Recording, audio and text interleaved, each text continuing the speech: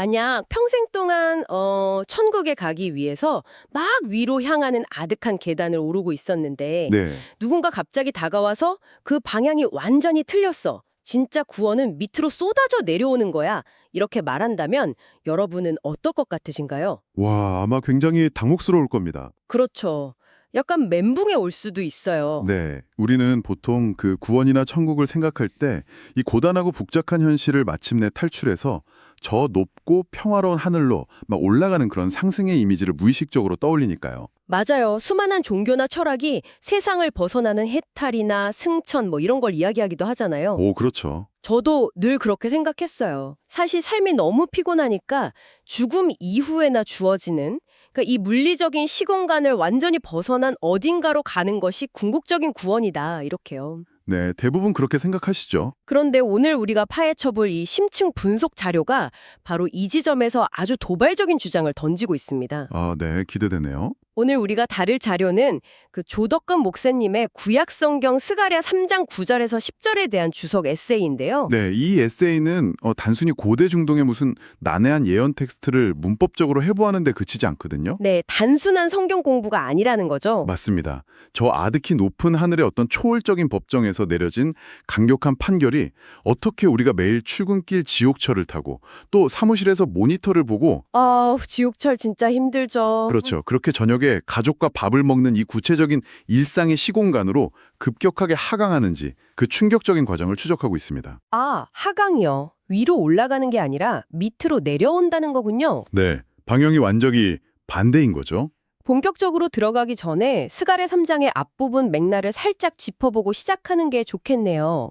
텍스트를 보면 대제사장 여호수아라는 인물이 천상의 법정에 서 있거든요. 네, 아주 유명한 장면이죠. 근데 거기서 사탄이 그를 맹렬하게 고소하는 아주 숨막히는 장면이 나옵니다. 맞아요. 누군가의 과거와 수치를 막 낱낱이 파헤치는 아주 끔찍한 재판장인 거죠. 생각만 해도 땀이 나네요. 그런데 그 법정의 최고 재판관이 그 고소를 완전히 무효화시켜버립니다. 우주적 스케일의 대사면 판결이 내려진 거예요. 네, 무죄. 이렇게요. 자, 그럼 오늘 우리의 핵심 임무는 바로 그 지점에서 출발하는 거네요. 그렇습니다. 그 거대한 사면 판결문이 단순히 하늘을 울리는 메아리나 선언으로 끝나는 게 아니라 선언으로 안 끝나면 어떻게 되죠? 어떻게 우리 삶의 생생한 평화, 그러니까 일상의 샬롬으로 구체적으로 번역되어서 내려오는지 그 이면의 메커니즘을 오늘 뜯어보는 겁니다. 와, 흥미진진합니다. 자, 그럼 텍스트의 첫 번째 미스터리부터 파헤쳐보죠. 네, 9절 전반부 말씀이시죠. 네, 에세이는 그 구절 전반부에 등장하는 싹과 돌이라는 약간 신비로운 상징으로 논의를 시작하잖아요. 아주 중요한 상징물들이죠. 그런데 이 돌에 대한 묘사가 좀, 솔직히 말하면 좀 기괴해요. 기괴하다고요? 어떤 면에서요? 평범한 건축용 돌멩이가 아니라 그 돌에 7개의 눈이 달려있다고 묘사되거든요. 눈이 7개라니 약간 좀 그렇지 않나요? 아, 시각적으로만 상상해보면 막 눈이 7개 달린 돌이라니 무슨 크리처물에 등장할 법한 당혹스러운 이미지긴 하죠. 제 말이 그 말입니다. 하지만 이게 고대 근동의 상징 체계를 이해하면 그 의미가 아주 명확해집니다. 어떤 의미가 숨어 있나요? 성경에서 숫자 7은 흠이 없는 완전함을 뜻하거든요. 완전수 7. 네. 그리고 눈은 상황을 꿰뚫어보는 지각력, 통찰, 그리고 영적인 임재를 상징합니다. 그러니까 이 돌이 단순한 무생물이나 차가운 바위가 아니라는 거군요. 그렇습니다. 완전한 지각 능력과 막 영적인 생명력을 뿜어내는 살아있는 돌인 겁니다. 살아있는 돌이요? 네, 이것은 앞으로 오실 구원자, 즉 메시아의 인격과 신성을 상징적으로 압축해 놓은 묘사예요. 그런데 잠깐만요. 눈이 7개나 달려서 모든 것을 완벽하게 꿰뚫어 본다면요. 이거 약간 좀 무섭지 않나요? 마치 성능이 엄청나게 좋은 우주적인 CCTV가 24시간 내내 제 일거수일투족을 감시하고 있는 것 같잖아요. 와, 그렇게 느낄 수도 있겠네요. 막 너 아까 나쁜 생각했지? 너 방금 실수했지? 하면서 밖을 노려보는 아주 무서운 감시자의 눈동자처럼 느껴지거든요. 사실 그게 바로 이 텍스트를 읽을 때 빠지기 쉬운 함정입니다. 함정이요? 제가 잘못 짚은 건가요? 네, 조덕근 목사님의 에세이에서 가장 예리한 통찰이 바로 그 지점을 짚어내는데요. 뭔가요? 이 7개의 눈동자는 바깥 세상을 향해서 막 두리번거리며 인간의 죄를 감시하고 있는 게 아닙니다. 그럼 어딜 보고 있는 거죠? 그 눈의 시선은 철저하게 내면을 향하고 있어요. 내면이요. 자기 자신을 본다는 건가요? 즉, 하나님이 그 돌 자체에 친히 새겨 놓으시는 새로운 법령을 응시하고 있다는 뜻입니다. 안을 들여다본다고요? 아니, 세상을 구원할 메시아라면 밖을 보면서 사람들을 돌봐야지. 왜 자기 내면만 뚫어져라 보고 있는 거죠? 약간 너무 폐쇄적인 거 아닌가요? 그 이유를 알기 위해서는 과거의 시스템이 어떻게 실패했는지를 먼저 이해해야 하거든요. 아, 옛날 시스템이요? 네, 과거 모세가 시내산에서 받았던 십계명 돌판 한번 떠올려 보시죠. 네, 십계명 돌판. 유명하죠. 그 돌판은 사실 외부에서 인간에게 툭 던져진 말 그대로 죽은 돌판이었습니다. 아, 아까 말한 살아있는 돌이랑 완전 반대네요. 그렇죠. 율법 자체는 결백하고 완벽했어요. 하지만 문제는 그것을 지켜야 할 인간에게 그럴 능력이 없었다는 겁니다. 아, 시스템 요구사항은 엄청나게 높은데 그걸 돌릴 컴퓨터 사양이 한창 모자랐던 거네요. 와, 완벽한 비유입니다. 외부에서 주어진 그 높은 기준은 결국 인간이 얼마나 무능력하고 흠이 많은 존재인지를 끊임없이 폭로하는 거울이 되어버렸어요. 폭로하는 거울이요? 팩트 폭행이네요. 네, 그리고 법정의 검사 역할을 하는 사탄은 바로 그 거울을 들이밀면서 이것 보십시오. 이 인간들은 또 기준 미달입니다. 유죄입니다. 라며 정죄하는 참소의 무기로 사용했던 거죠. 와, 이거 정말 끔찍한 상황이네요. 컴퓨터로 비유를 계속 이어가 보자면 네, 인간이라는 기기 안에 결함투성이인 아주 낡은 운영체제가 깔려 있었던 거군요. 나름대로 잘 작동해 보려고 막 애를 쓰는데 수시로 에러가 나고 다운이 돼요. 그렇죠. 그런데 백그라운드에서는 사탄이라는 악성 백신 프로그램이 계속 돌아가면서 1분마다 경고창을 띄우는 겁니다. 치명적인 오류 발생, 당신은 이 시스템을 사용할 자격이 없습니다. 당장 포맷해야 합니다. 이렇게요. 맞습니다. 아주 정확해요. 거든요. 아, 일상의 불안이 거기서 오는 거군요. 네, 그런데 살아있는 돌, 즉 메시아가 등장하면서 그 낡은 시스템이 완전히 폐기됩니다. 오, 드디어. 이제 밖에서 기준을 들이대는 게 아닙니다. 에세이는 이것을 예레미야서에 등장하는 새 언약의 성취라고 설명합니다. 새로운 운영체제가 설치된 거예요. 새로운 운영체제는 에러가 안 나나요? 안 납니다. 왜냐하면 새로운 시스템에서는 요구되는 완벽한 기준, 그러니까 새겨진 법과 그것을 수행하고 감각하는 주체인 일곱 눈이 외부와 내부로 분리되어 있지 않기 때문이죠. 아, 기준과 수행 능력이 하나로 합쳐져 있다고요? 네, 메시아라는 단일하고 완벽한 인격 안에서 그 두 가지가 100% 통합되어서 스스로 완벽하게 돌아가고 있는 거예요. 인간이 막 버벅대며 억지로 맞춰야 할 팀이 사라진 거죠. 아, 그래서 돌이 자신에게 새겨진 법을 응시하고 있었던 거군요. 정확합니다. 밖에서 우리더러 억지로 지키라고 강요하는 게 아니라 구원자 본인 안에서 그 완벽한 법의 요구를 온전히 충족시키고 있다는 뜻이네요. 네, 그렇습니다. 조덕근 목사님은 에세이에서 하나님이 돌에 글을 새기시는 이 행위를 사법적 봉인이라고 부릅니다. 사법적 봉인요? 네, 더 이상 사탄이 파고들어서 경고창을 띄울 수 있는 시스템의 취약점 자체를 원천 차단해버린 거예요. 아예 해킹이 불가능하게 만들어버린 거네요. 맞아요. 천상의 대사면 판결이 결코 취소되거나 번복될 수 없도록 법적인 도장을 강력하게 쾅 찍어버린 겁니다. 와, 사법적 봉인. 더 이상 오류 메시지가 뜨지 않도록 시스템을 완벽하게 업데이트했다. 진짜 속이 다 시원하네요. 그렇죠. 그런데 여기서 아주 현실적인 질문이 하나 생깁니다. 어떤 질문이죠? 앞으로 시스템이 완벽하게 돌아가게 봉인했다는 건 알겠어요. 하지만 이미 쌓여있는 그 엄청난 양의 과거 에러 로그들은 어떻게 되는 거죠? 아, 과거의 기록들이요? 네, 그동안 저질러 놓은 수많은 죄악의 데이터들 말이에요. 그냥 뭐 휴지통에 넣고 비우기만 하면 알아서 삭제되나요? 와, 아주 예리한 질문입니다. 그 해답이 바로 9절 하반부에 나오는 전격적인 선언에 담겨 있죠. 어떤 선언인가요? 성경은 이렇게 말합니다. 이 땅의 죄악을 하루 만에 옮겨버리겠다. 옮겨버리겠다. 네, 여기서 우리는 옮기다라는 단어의 무게감을 제대로 느껴야 합니다. 히브리어로는 무시라는 단어인데요. 무시요? 옮긴다고요? 보통 우리가 죄를 지으면 그냥 용서해주거나 뭐 보이지 않게 덮어준다고 표현하지 않나요? 바로 그 지점이 다릅니다. 이건 이번 한 번만 눈 감아줄게 하고 징계를 유예해주거나 천으로 슬쩍 덮어두는 개념이 아니에요. 그럼요. 공간적인 이동, 즉 물리적인 대청소를 뜻합니다. 아까 그 법정 비유로 다시 돌아가 볼까요? 네네. 사탄이 재판관 앞에서 막 이 문서들을 보십시오. 이게 바로 이 인간들이 저지른 죄의 끔찍한 물증입니다.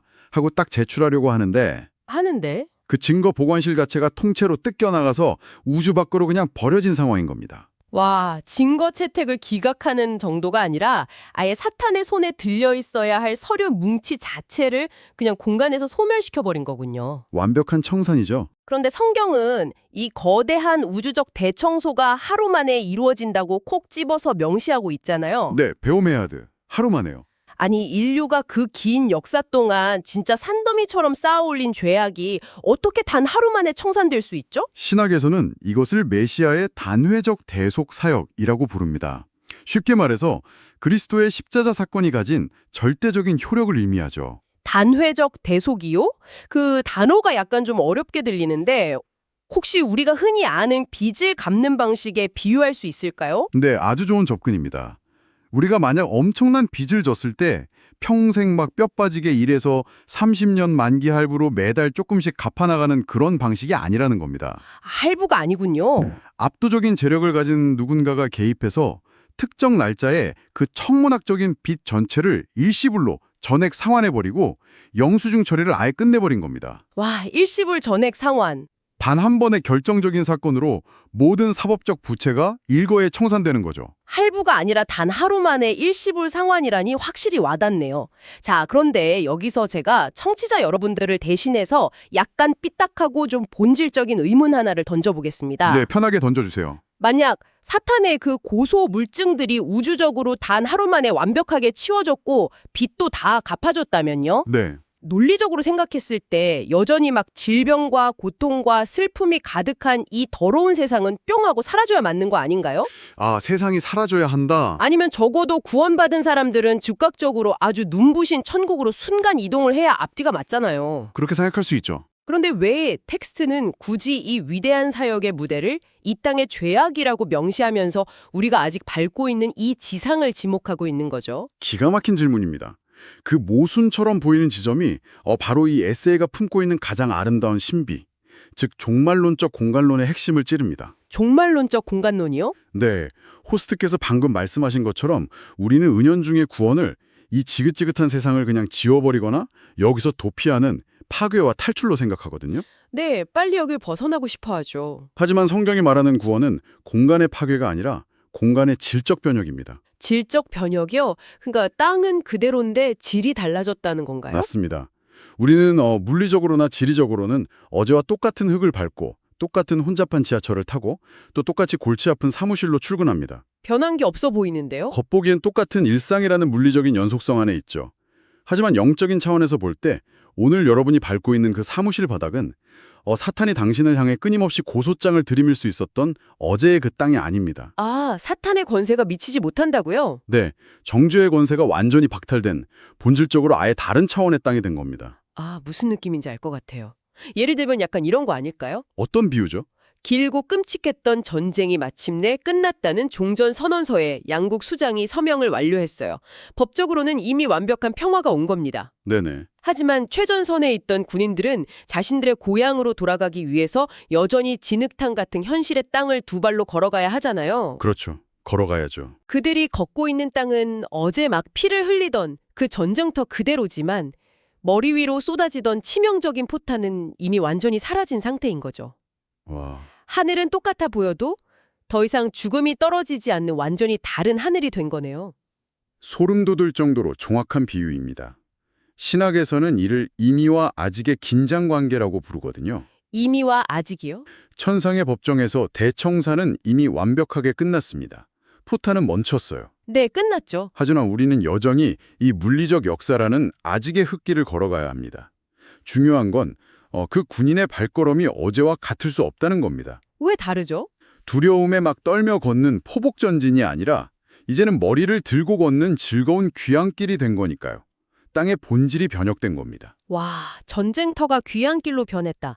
정말 가슴 벅찬 이야기네요. 네, 정말 아름다운 개념이죠. 그렇다면 논리적으로 아주 자연스럽게 다음 단계가 궁금해집니다. 네, 질문하시죠. 우리가 딛고 있는 땅의 본질이 그렇게 변혁되었다면 더 이상 포탄이 떨어지지 않는 그 길을 걸어가는 우리의 일상은 구체적으로 어떻게 달라져야 할까요? 아주 실천적인 질문이네요. 화요일 오후 3시에 피곤한 일상 속에서 그 하늘의 판결은 과연 어떤 모습으로 나타나야 합니까? 그 질문에 대한 답이 바로 에세이의 마지막 하이라이트, 10절의 풍경으로 연결됩니다. 10절이요? 10절은 그날의 라는 시간의 전환점과 함께 굉장히 따뜻하고 일상적인 이미지를 제시하죠. 성경은 이렇게 말합니다. 각 사람이 자기 이웃을 포도나무와 무화과나무 아래로 초대할 것이다. 포도나무와 무화과나무 아래로 이웃을 부른다. 굉장히 평화로운 무슨 전원일기 같은 장면이네요. 하는 방향성이에요. 아래로요? 아까 하강한다고 하셨던 그거군요? 맞습니다. 이 심층 분석의 시작점을 한번 기억해 보시죠. 스가랴 3장의 첫 무대가 어디였습니까? 천상의 법정이었죠. 아주 높고 두려운 곳이요. 인간이 결코 닿을 수 없는 초월적이고 아득한 위였습니다. 그런데 10절의 결론에 도달하면 그 모든 거대한 구원의 서사가 인간의 발이 흙에 닿아 있고 잎사귀의 그늘이 드리워진 물질적이고 현실적인 아래로 완전히 수직 하강합니다. 와, 하늘의 법정이 내 집 앞마당으로 쿵 하고 내려앉은 거군요. 정확합니다. 구원받은 백성들은 현실의 고통을 잊기 위해서 무슨 환각에 빠지거나 산속으로 도피해서 현실을 이탈하는 사람들이 아닙니다. 현실 도피가 아니라는 거네요. 오히려 이 지독하게 현실적이고 물질적인 세계의 한복판, 즉 나무 아래를 굳건히 딛고 서서 위에서 내려온 그 판결문, 평화와 샬롬을 내 주변의 이 땅 위에 실체화하며 살아가는 존재가 되는 겁니다. 실체화한다. 하늘의 사면이 지상의 환대로 번역되는 결정적인 순간인 거죠. 저는 사실 이 이웃을 무화과나무 아래로 초대한다는 대목에서 인간의 심리가 너무 절묘하게 묘사되어 있어서 약간 충격을 받았습니다. 어떤 부분에서 충격을 받으셨죠? 한번 생각해 보세요. 현대 사회를 살아가는 우리는 평소에 어떻게 살아가죠? 글쎄요. 대부분 좀 두꺼운 벽을 쌓고 살아가지 않습니까? 맞아요. 우리는 누군가에게 내 약점을 들킬까봐 막 흠집 잡히고 평가당할까봐 극도로 두려워합니다. 네, 다들 그렇죠. 회사 동료, 심지어 친한 친구 앞에서도 나는 아무 문제 없는 척, 잘 나가는 척 포장하기 바빠요. 내면에 그 불안을 들키지 않으려고 아주 크고 단단한 심리적 성벽을 높이 쌓고 그 안에 자신을 고립시키잖아요. 아, 맞습니다.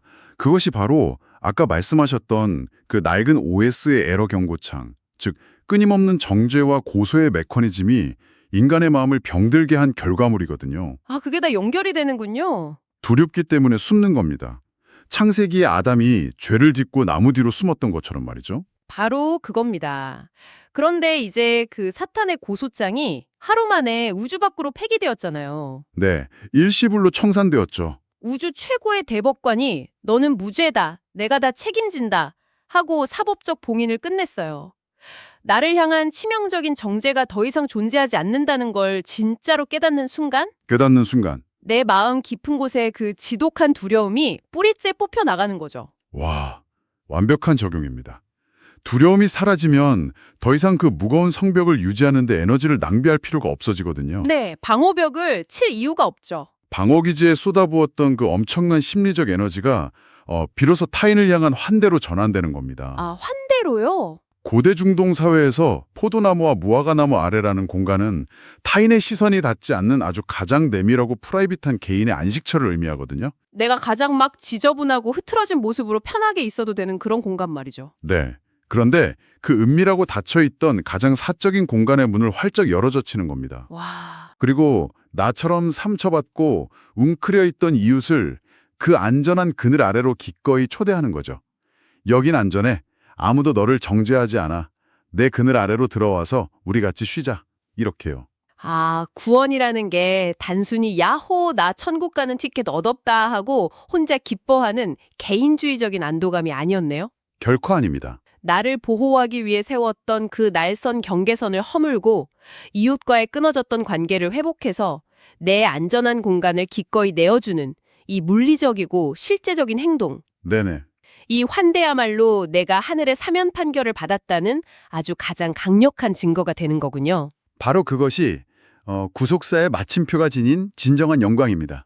초월적인 은혜는 추상적인 교리로 그냥 허롱에 머물지 않습니다. 그럼 어디로 가죠? 그것은 우리가 이웃에게 내어주는 물 한 그릇, 기꺼이 내어주는 시간, 그리고 판단 없이 들어주는 강청이라는 구체적인 환대의 행위로 이 땅 위에 입증되는 겁니다. 와, 묵직하네요. 위에서 내려온 평화를 이 아래의 진흙탕 같은 일상 속에서 묵묵히 실천해 나가는 것, 이것이 에세이가 말하는 언약 백성의 진짜 실존인 거죠. 와, 오늘 조덕금 목사님의 에세이를 통해 들여다본 스가랴 3장의 심층 분석.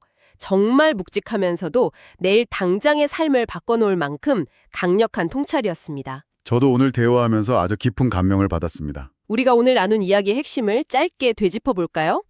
여러분, 하늘 법정에서의 완벽한 사면 판결은 마음에 법이 새겨진 살아있는 돌이라는 새로운 시스템을 통해 사탄이 고소할 틈을 완벽히 봉인해버렸습니다. 네, 취약점이 완전히 막힌 거죠.